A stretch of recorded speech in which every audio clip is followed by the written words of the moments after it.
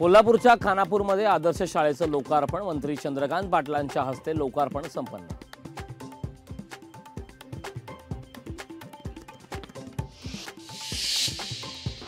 यवतमाळच्या पांढरकवड्यात आदिवासी समाजाचं आंदोलन। आदिवासी आरक्षण वाचवण्यासाठी नागपूर हैदराबाद मार्ग अडवला।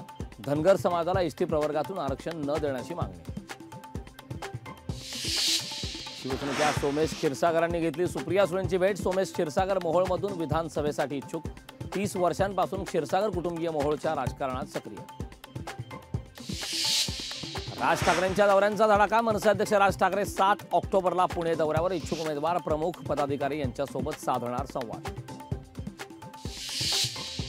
गांधी जयंतीनिमित्त राज ठाकरेंची खास पोस्ट। बोलणं मौनापेक्षा अधिक प्रभावी ठरणार असेल तरच बोला। पोस्टमधून राज ठाकरेंचा बेताल नेत्यांना टोला।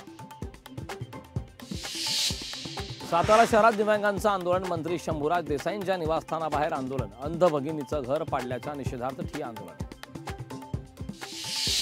पुण्यातील 2 पोलीस शिपाई निलंबित। रस्त्यावर बेडशीट विक्री करणाऱ्यांकडून 14,000चा हप्ता घेताना निलंबनाची कारवाई।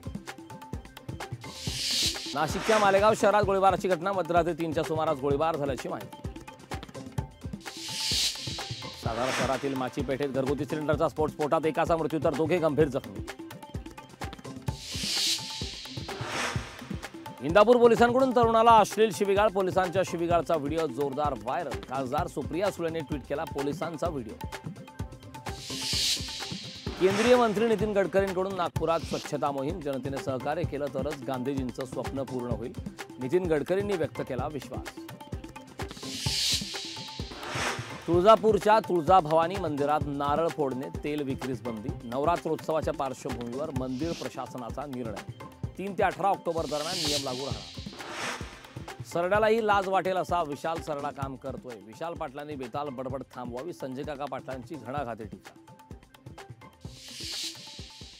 मुंबईत हिवताप आणि डेंग्यूचा प्रादुर्भाव। ऑगस्टच्या तुलनेत सप्टेंबरमध्ये हिवताप आणि डेंग्यूच्या रुग्णांच्या संख्येत वाढ। सततच्या बदलत्या वातावरणामुळे रुग्णसंख्येत वाढ।